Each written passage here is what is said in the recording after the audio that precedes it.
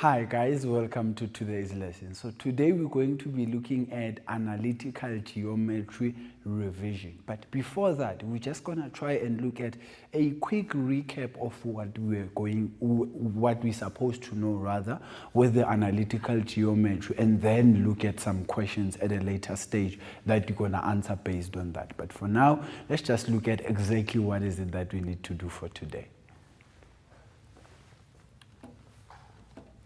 So remember that when we talk about analytical geometry, this is when we have a combination of things from having angles, having lines, and having circles, right?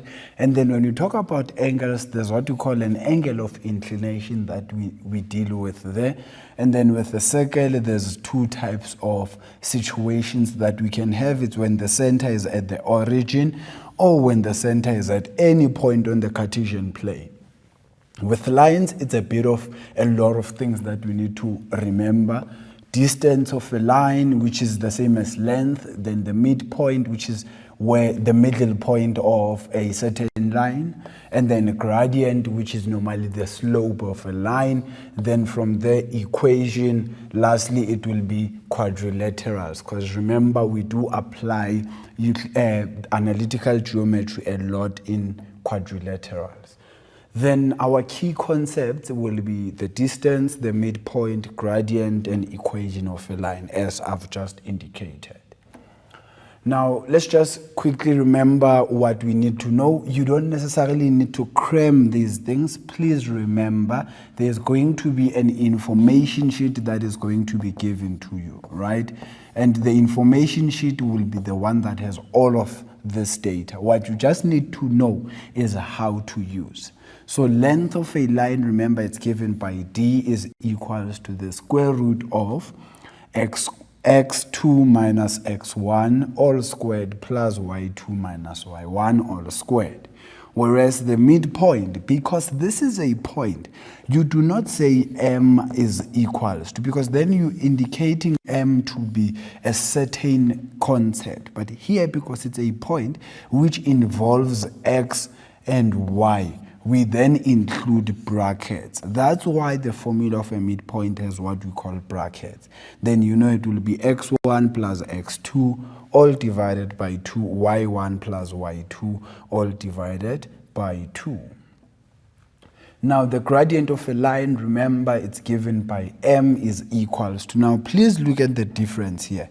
This is a capital letter M because it means midpoint, but the small letter m, we then use it to represent the gradient of a line, where this is normally change in y over change in x when they summarize it, which is the same as y2 minus y1 over x2 minus x1. Then lastly, we have what you call the equation of a line. And with the equation of a line, remember the m is our gradient, and then the c there will be what we call the y-intercept. And at the y-intercept is when our x value is equal to 0. You know, some concept of functions there that I'm sure by now you still remember. And then we have what you call collinear points. Now with collinear points, these are points that lie on the same straight line. Because they lie on the same straight line, for example, let's say I have A, I have B, and I have C there. Because they are on the same straight line, it means that the slope of the line, if we say, for example, the slope is m is equals to 1 over 2. It means for AB, the slope will still be 1 over 2. Even for BC, the slope will still be 1 over 2. And then definitely, you know, for AC, the slope is 1 over 2. So in simple terms, if points are said to be collinear, we can prove that by showing the concept of gradients, that they have the same gradient throughout that line. So the gradient of AB must be the same as the gradient of BC, which must be the same as the gradient of AC.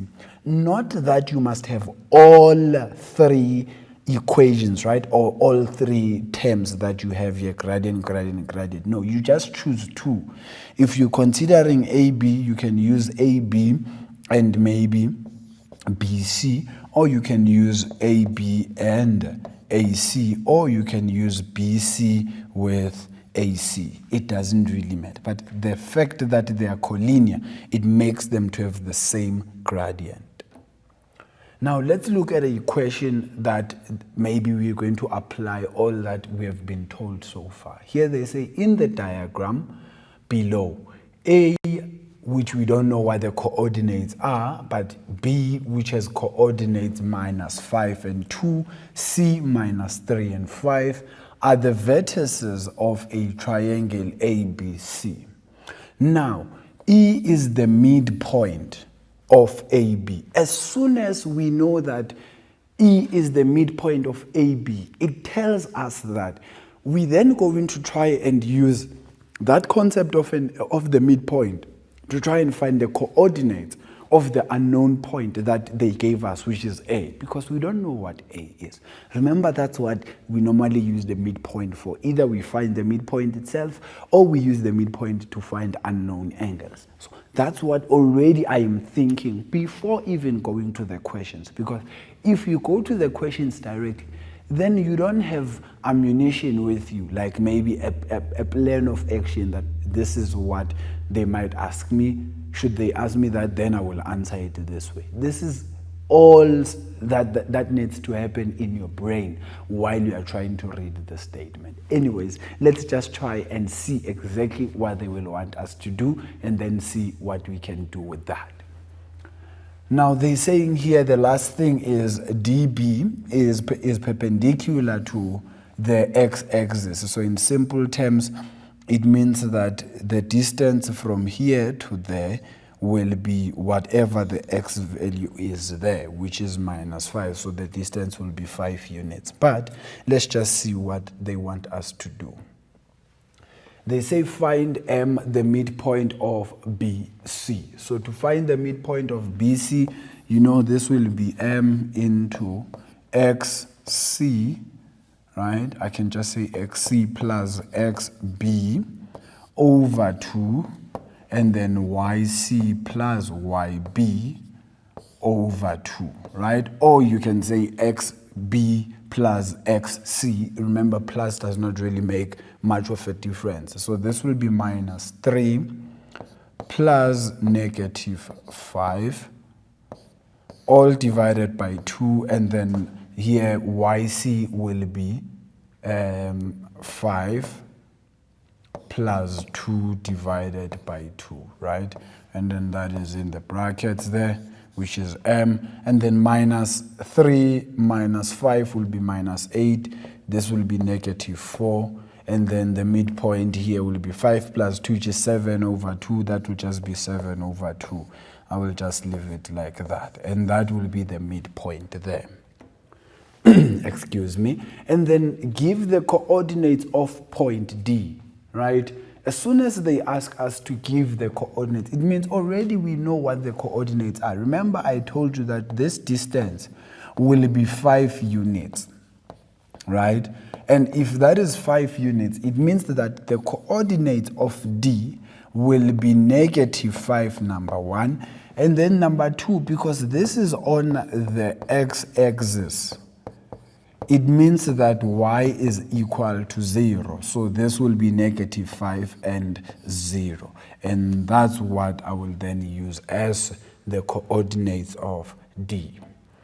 Show that the coordinates of A are 7 and -2. Now, what that simply tells us to do is to use the coordinates of E in order to find A, because we know that E is the midpoint, right? So in simple terms, I'm saying x of E, we got it by adding x of A plus the x of B and dividing this by 2, right? And then also the y at E, we got this by adding y at A with y at B and dividing this by 2. Then x at A, we know that will be just x because we don't know it. X at B will be -5. All of this divided by 2, and then x at E, we know this is 1. If I quickly solve for x here, it will be 2 is equals to x minus 5 and then x will be equals to 7. Right? Already you can see I have my x there. And then here it will be 0 is equals to y. Y at b will be 2, so that's plus 2 over 2. And then you work this out, right? So let me just quickly see. Right, yes. So this will then be 2 multiplied by 0 will be 0 is equals to y plus 2, then y is equals to minus 2. And then you can see the coordinates are already there. And then one last question to just quickly look at. They're saying prove that this point does not lie on the line AC, right?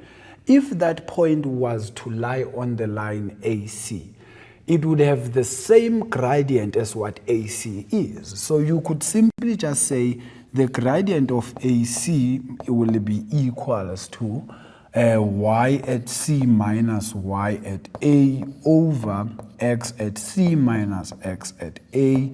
And this will be equals to y at C, we know it to be 5 minus at A, we just found it. Remember we said A was 7 and minus 2, right?